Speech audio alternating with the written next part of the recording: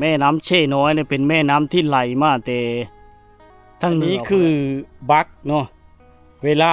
น้ำหลายเขาเจ้าจะเอาบักชันจรนั่นโคระวังบ้านต่อบ้านระวังเมืองต่อเมืองสัญญาณใช่ป่ะผู้ชา บ่มี ว่างนี่บ่มีเนาะมันลุบบ่ เดี๋ยวดิอันไม้หันลุมหัน ยังเลยแต่เสามัน แห่น บ่อันบ้านสัญญาณได้เป็นล่มผู้แช่ผู้ชาในล่มอยู่ไสล่มอยู่เฮิรนอยู่ซ่านหมดเลยอยู่ไสก็ได้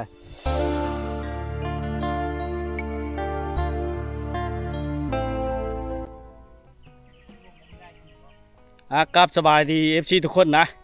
วิดีโอนี้เฮาก็อยู่ที่โคระหว่างชายแดนแขวงคำม่วนกับแขวงสนเขตนะอยู่ที่ข้างพระนี้จะเป็นบ้านป้าพังเนาเมืองลพบุรีแขวงสนเขตนะชนข้างพระนี้จะเป็นบ้านท่าโพเมืองไส้บัวทองแขวงคำม่วนอันนี้จะเป็นสะพานหรือว่าบักโคหรือว่าแกงอะไรนึงเนาะที่เขาเจ้าสร้างไม้เล่นล่ำแล้วก็เอาไม้ธรรมชาตินี่แหละชักป้าเนี่ยมาเล่นได้พี่น้องมาเล่นแปลงเนาะเฮากำลังสิข้ามไปนะนี่พี่น้องเลยเนาะแต่เทศบาลเมืองวิลาบุรีมาพี่กาโยหลายได้พี่น้องหลายกิโลเนาะรับ8-90 กิโลพอแล้วพี่น้องเนาะเฮามาเดินทางมาแต่เมืองวิลาพี่น้องถือว่าไปกลับบ่ได้ต้องได้นอนอยู่ที่จุดชุมเมืองว่างเนาะบ้านแก้ววิไลเมืองวิลาบุรีนะเราจะได้กลับไปพี่น้องนำพาพี่น้องมาติดตามรับชมภาพบรรยากาศเลยวิถีชาวบ้านในชนบทที่ห่างไกลซอกลีกโดนจะได้โอกาสมาเท่านึงพี่น้องวันนี้ก็มาเยี่ยมยามอีกครั้งนะเนาะเจ้าว่าวันนี้ผู้ชายมาลัดโคนะว่าหมดมือเลยวันนี้ได้ลายป่ะ บ่ ฮะ บ่ บ่ได้โอ้สาวคล้องพี่น้องมาลัดโคเช่น้อยสะพานข้ามระวังบ้านต่อบ้านหรือว่าเมืองต่อเมืองนะเมืองไส้บัวทองกับเมืองวิลาบุรีที่บ้านทับโพหาบ้านป่าผักเน่าได้พี่น้องเนาะนี่ฤดูกาลนี่น้ำบัทันได้โทมมากเมื่อก่อนนะน้ำลายได้พี่น้องจะโทมล่ะนะผู้สาวอีรัดเก็บเงินกันโอ้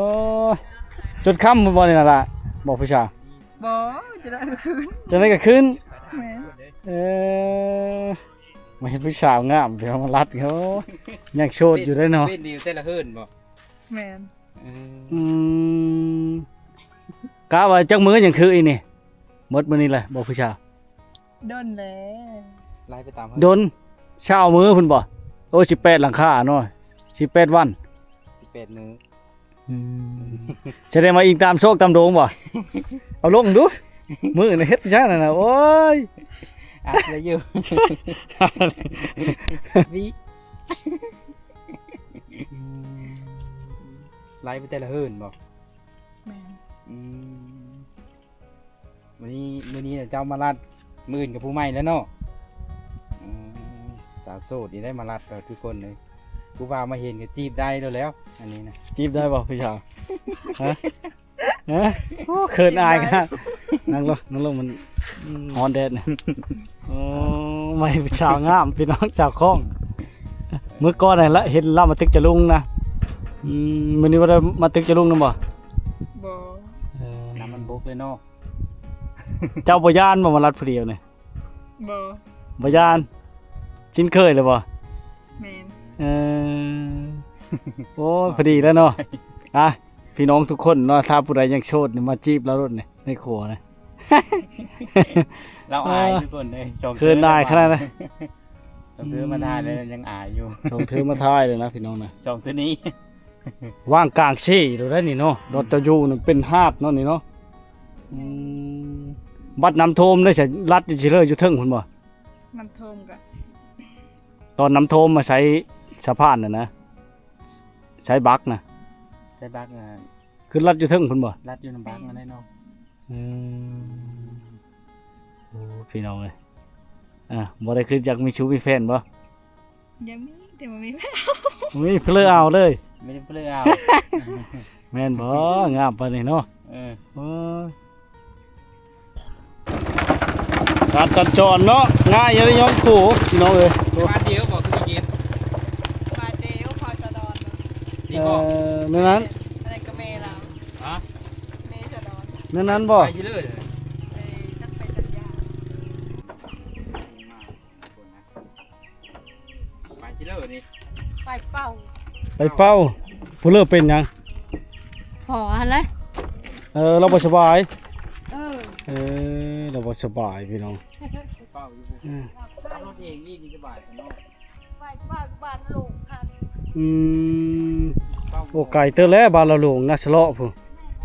แม่นาชะเลาะพุ่นวันนี้ก็มาเห็นผู้สาวงามรัดผู้เดียวเลยทุกคนก็เลยจะได้เมียแล้วมาข่มขืนนะโลดนี่ ได้ป่ะมาให้ข่มขืนเนาะ บ่เลย ยอกเอาโลดเนาะจีบเอาโลดเนาะ ลูกเฝ้าเนาะ ล่มเอาบอกอันบ้านที่ยานได้ไปล่มผู้แช่ผู้ชาในล่มอยู่ไสล่มอยู่เฮือนอยู่ซ่านหมดเลยอยู่ไสก็ได้ อยู่เพื่อน อยู่เฮือนเนาะ ขึ้นเฮิร์นคุณบอก แม่น เอาโซ่ เดี๋ยววันนั่ง ได้บ่ เอาได้ เอาไปลมอยู่บนโน่นน่ะได้บ่ ได้ ได้เนาะ ได้คือกันเนาะ ฮีดอันน่ะพาไปรู้ในนี้ ส่ว เนาะ เผาเราบลูพี่น้อง อันนี้ผู้ไทยนะเฮาผู้ชมเรียบร้อยแล้วได้ไม่ได้มือแล้วเหมือนกันยางเขาได้ซื้อกูผิดได้ อืม พาไปรู้นี่เอาลมยูส้มก็ได้เนาะนอนซื้อก็ได้ นอนจะแจงกันนะไม่เอ็ดไปเลยนะนอนยื้อซื้อก็ได้บ่ ได้ ได้ เขาชีบอลว่านอนกันว่าจ้ะฮะ อ๋อ คำมีเว้าเนาะ แม่น ขันผู้หญิงมีบ่แล้วคำมีเว้า แม่น เอ้าบัดผู้หญิงจะได้เห็นเลยจะว่าเล่านอนน้ำคอยแล้วมาขึ้นนี่ว่ะอ่า แต่ผู้หญิงเว้าเลยแม่นไม่ได้มือเนาะมื้อนั้นเห็นบ่ แม่น เขาไม่กินควายหรือบ่หรือว่าโง่บ่ฮีดอยู่จ้ะนั่นน่ะ กินโง่กินควาย กินโง่กินควายผู้ ค่าดองแพงบ่บ้านที่จานในผู้สาว 50 50 ล้าน อัน โอ้ สิตาย 50 ล้านกีบนี่บ่ ไม่ได้คำได้บ่ ได้ ปกติอันนั้นพ่อบลูมีได้เด้ คือใด หรือว่าอีกตามบ่ อีกตามเนาะ อีกตามแต่ละเฮือน อีกตามแต่ละเฮิรน แม่น โอ้บรรยากาศดีเนาะดอนจะอยู่นี่เนาะอยู่ผู้เดียวชมวิวนี่เซนอยพี่น้องทางเข้าบ้านก็เห็นผู้สาวงามดูโชคดีเด้อมื้อนี้ก็บังเอิญมากก็ได้ บุญล้นทับเลยพี่น้อง มาอยู่ผู้เดียวเนาะอยู่ผู้เดียวมืดมือเลยมื้อนี้นะ แม่น แต่เช้าปุ๊บ น่าใช่อยากกินข้าวน่าใช่บอกผู้ชาย ขึ้นกิน ขึ้นกินปั๊บเขาลงมาตอนนั้นได้ใช่รถเขาลงมา ไปใช่ไหม เฮ้ยเขาไปใช่ป่ะ โอ้ยเขาก็ถือโอกาสมาย่านนั้นแหล้วนั่นจ้ะ เพชรตะนางไว้โลดนี่เสื้อกระเชไว้ได้ก็แล้วแหละเขาลีบ่ได้ เขาก็โทรหาติดเบอร์ใช่บ่ได้ป่ะนะ แล้วมาปีนเดียวลงมาเฝ้าเจ้าไม่ได้น้องบ่ ได้ ได้น้องชายหรือน้องสาว น้องชาย น้องชายใหญ่เลยบ่ อายุ59 ปี 9 ปี9 ปีก็ถือว่าใหญ่เติบแล้วเดี๋ยวพี่ชนบท9 ปีก็ใหญ่แล้วเนาะ แม่น จักปีเลยเจ้าน่ะ 15 15 ปี แม่น 5 ปี เอาผัวได้เลยบ่อยู่บ้านเฮาใช่ ได้ โอ้ได้เลยเนาะ แม่น คันมีผู้มักฮักแพ่งกันได้เนาะนี่แหละการชันจรนั่นโคระหว่างบ้านต่อบ้านระหว่างเมืองต่อเมืองพี่น้องก็ได้แก้ไขได้มาได้ใช้แต่เมืองบ่ มาได้จุ่มว่าง โอ้มาได้จุดสุ่มนี่พี่น้องเลยผู้นี่แหละสภาพเส้นทางเนาะ สีแล้วสีไว้แล้ว คนในบ้านเดียวบ่นี่คือบ่ได้เก็บเงิน ก็เซแล้ว โอ้เขาเสียตอนสิไปแล้ว แม่น ไปกับชาวพัดเลยเนาะดีใจป่ะชิงไอายมาลิ้นน้ำมันนี่ดีใจตี โอ้มีสัญญาณใช่ป่ะผู้ชาย บ่มี ว่างนี่บ่มีเนาะมันลุบบ่ อยู่กวนเซ่นี่มีได้เนาะ โอ้บ่ได้เนาะว่างนี่เนาะ มีแต่ว่า มันบ่แห้งโอ้มาเห็นผู้สาวอยู่ว่างกลางแม่น้ำกลางสะพานนะหรือว่าบักอยู่ผู้เดียวเลยทุกคนมาเห็นก็โอ้ มื้อเลยรถผ่านลายนี่ฮอดบ่เซนได้มื้อหนึงฮอดบ่ ฮอดกล้วย คันบ่พื้นเก็บได้นี่เอาไปไว้ที่เรื่องเงินนี่นะ เสือทอง ฮะ เสือทอง เจ้าทงเจ้า เว้น อย่าว่าเอ็ดบนโฮมดีอยู่มีแม่นเนาะ บ่ เออเก็บเพื่อเก็บได้น้อยได้หลายก็มีเว้าเดียวเนาะ เว้น ได้น้อยได้หลายก็เอาทงตัวเองเลย โอ้คักด้อนนั่นเสือ อิงตามโชคทำมานแต่ละมื้อเนาะหออันเนาะ เว้น ได้เชียร์เชนได้เป็นล้านกันชุดแล้วแต่เจ้าเนาะมื้อนั้นเฉพาะนั้นเนาะมีแต่เข้าทงอย่างเดียว แต่ว่าครัวนี่เฮ็ดนำกันหมดบ้านบ่ เว้น เฮ็ดนำกันหมดบ้านพี่น้องเอ็ดนี่ประมาณจักมือแล้วนี่มือหนึงบ่เดี๋ยวบ่มือหนึง บ่ นี่แล้ว ฮอด10 มื้อพุ่นแหละ เอ้อ โอ้ ฮอด10 มื้อพุ่นแหละหาหมอหาไม้เด้ อืม เป็น10 มื้อพุ่นเนาะ10 วันพุ่นเฮ็ดโคนี่ได้ ย่ำน้ำมานี่ไปหมาเลยบ่ ไปเมื่อไม้เหลือแต่อันไม้ทางลุมหั่น ยังเหลือแต่เสามัน แม่น โอ้เสามันนี่บ่ไปเสามันพังดินคักเลยเนาะอ่า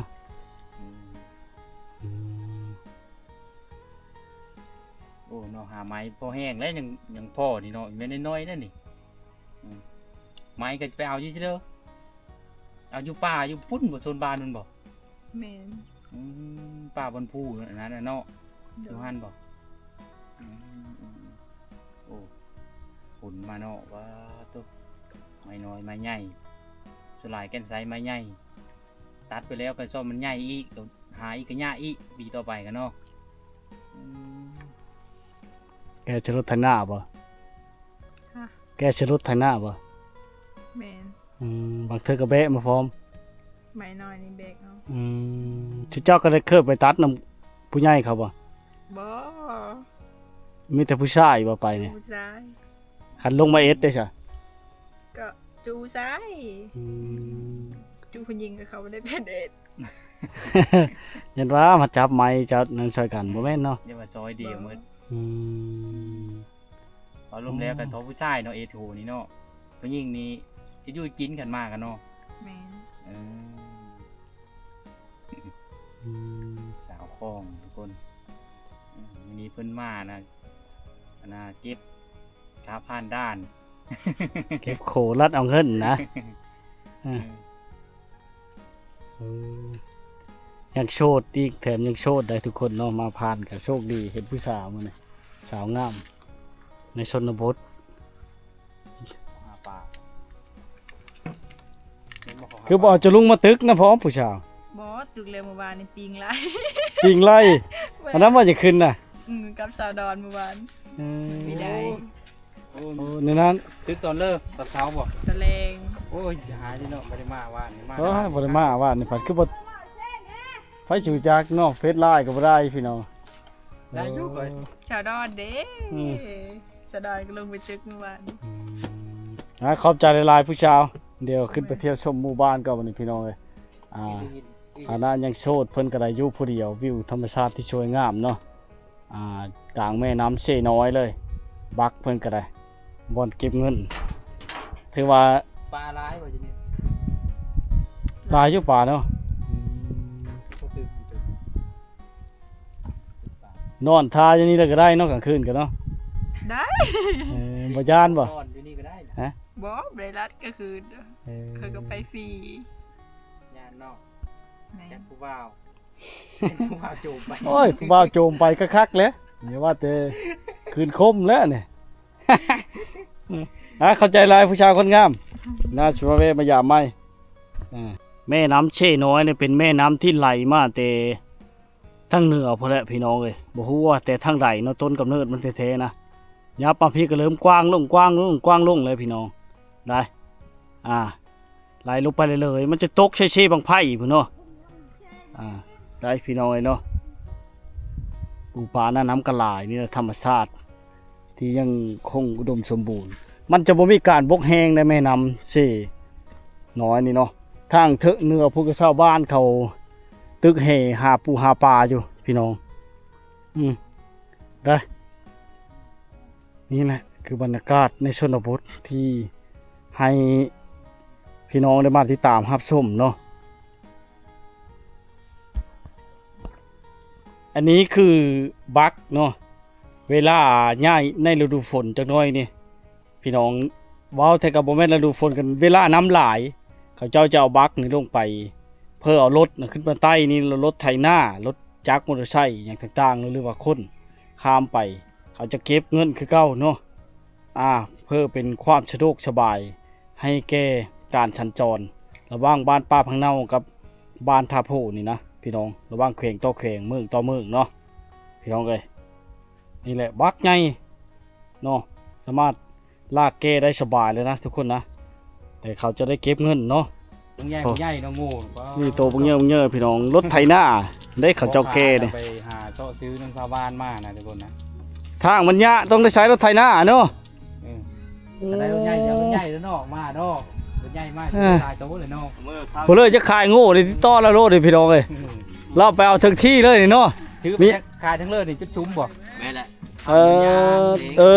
เอาไปเลี้ยงชื่อเบอร์เลี้ยง มือเล็ก มีโตบางเยอะพี่น้องเลยแกนเถอะบางใหญ่เนาะ เป็นพ่อค้าพร้อมแล้วเลี้ยงพร้อมเนาะทุนของมันเยอะๆกว่านี้พี่ลื้นไปขายบ่เนี่ย ได้กำไร ให้มันได้ราคาพี่น้อง พอได้เงินเชื่อน้ำมันรถจักรที่ตายแล้ว นี่ พอได้รายได้จ่ายตู้ รถไถหน้าพี่น้องเลยได้ทุกอย่างอย่าว่าแต่แก้เครื่องแก้ของเนาะแม้แต่ชั้นเลี้ยงก็ยังได้ซี่โตบักไงทุกคนซี่เทิกเต็มรุ่ลุ้นอยู่นะ ได้ โอ้ มาได้ยังทางรถสบายได้หลายขึ้นเพราะว่าคนเฮ็ดโง่ละ ทางมันยะได้พี่น้องทางบนทนทางมันยะเขาเจ้าก็เลยใช้รถไถหน้า จะได้โง่ง่าย ไป